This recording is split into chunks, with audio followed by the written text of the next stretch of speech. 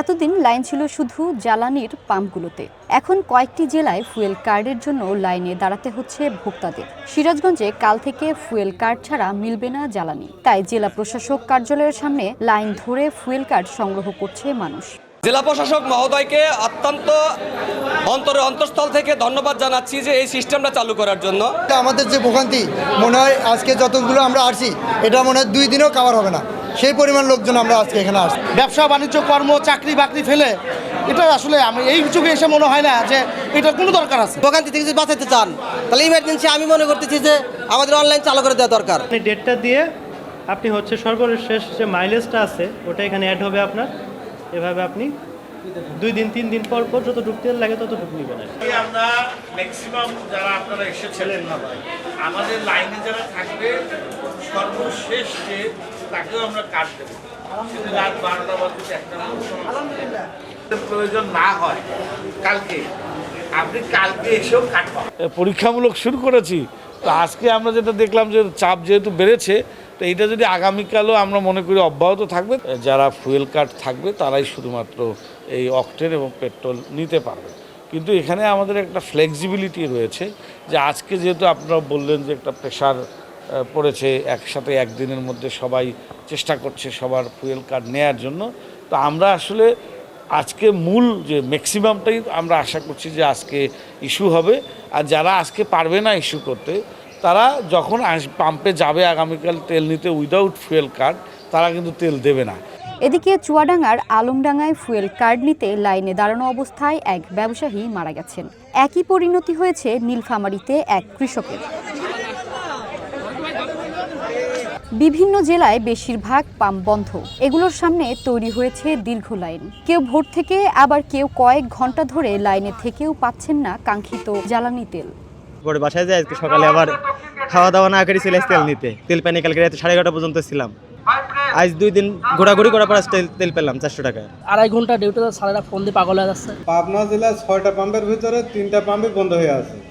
আপনার এই তেল সংকটের কারণে একটা ভিড়, ঈদের ভিড়ের কারণে একটা ভিড়। পাবনার যে পাম্পগুলো ছিল সব পাম্প তো চলতো, এই ভিড়টা এত ক্রাইসিস মানে এত ভিড় হতো না। পাবনায় জেলা প্রশাসনের পাশাপাশি তেল মজুতকারীদের বিরুদ্ধে প্রয়োজনীয় ব্যবস্থা নিতে কাজ করছেন জেলা ভোক্তা অধিকার সংরক্ষণ অধিদপ্তরের কর্মকর্তারা। যারা অবৈধ তেল মজুত করছে তাদেরকে আমরা প্রতিদিন খুঁজে বেড়াচ্ছি, আমরা তাদের রিজার্ভার চেক করছি, কোনো জায়গায় আমরা যখন সন্ধান পাচ্ছি সেখানে যাচ্ছি, আমরা তেল উদ্ধারও করেছি এবং এই কাজটা এখনও চলমান আছে এবং চলমান থাকবে। এবং যারা এই ধরনের কাজ করবে তাদেরকে অ্যাজ ইউজুয়াল যে পানিশমেন্টগুলোকে গ্রহণ করা হয়েছে সেরকম ব্যবস্থার ভিতর দিয়েই আমরা উদ্ধার করবো এবং জনগণের জন্য এগুলো উন্মুক্ত করে দিব এবং তাদেরকেও কঠোর আইনের আওতায় নিয়ে আসবো। দিনাজপুরে সরবরাহ বাড়লেও জ্বালানি সংকট কাটেনি, ভোগান্তি বাড়ছে যানবাহনের চালকদের। পাম্পের আশেপাশে দীর্ঘ বাইকের সারিতে সড়কে যানজট, দুর্ঘটনা ও ব্যবসা বাণিজ্যেও বিঘ্ন ঘটছে। বাগেরহাটে 23টি ফিলিং স্টেশনে প্রায় সবকটিতেই একই চিত্র। সকাল থেকে লাইনে থেকেও অনেক চালক ফিরছেন খালি হাতে। এই অপেক্ষার কবে অবসান ঘটবে তা নিয়ে চিন্তিত মোটরসাইকেল আরোহীরা।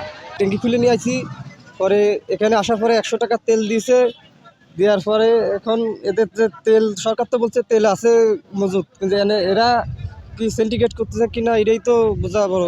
তেল বাইরে অন্য বোতলে করে তেল দিয়ে দিচ্ছে, কিন্তু আমরা গাড়িওয়ালা কোনো তেল পাচ্ছি না। আমরা তো সাধারণ পাবলিক, আমাদের মাঠে কাজ করতে হলে আমাদের তেলের অনেক প্রয়োজন। অনেকে ট্যাঙ্কিতে অর্ধেকের বেশি তেল আছে, তারপরেও নিয়ে যাচ্ছে। বাগেরহাট জেলা জুড়েই জ্বালানি তেলের সংকট। ব্যাহত হচ্ছে পণ্য পরিবহন, বাড়ছে ভাড়া, বিপাকে পড়ছেন যাত্রী ও ব্যবসায়ীরা। তবে রাতের মধ্যেই সব সমস্যার সমাধান হবে বলে জানান এই কর্মকর্তা। যেহেতু প্রধানমন্ত্রীর ভিশন হয়েছে আগে কৃষকদের প্রায়োরিটি দিতে হবে, আর অকটেন পেট্রোল আমরা ইমার্জেন্সি একমাত্র যারা পেশেন্ট মানে মুমূর্ষু অবস্থা আছে, দূরে নিয়ে যেতে পারতেছে না, তাদের রিকোয়েস্ট শুনছি, অন্য কোনো রিকোয়েস্ট শুনি নাই। সমস্ত পাবলিকই দেওয়া হয়েছে, কিন্তু এই যে যারা সিরিয়াল ছিল অনেকে লাস্টে পায় নাই। যেহেতু এখানে তেল তো সীমাবদ্ধ ছিল 3000 লিটার, আমরা 3000 লিটার তেল দিয়ে আমরা এখানে শেষ করছি। এখন তেল নেই, হয়তো আবার রাতে তেল ইনশাল্লাহ আসবে।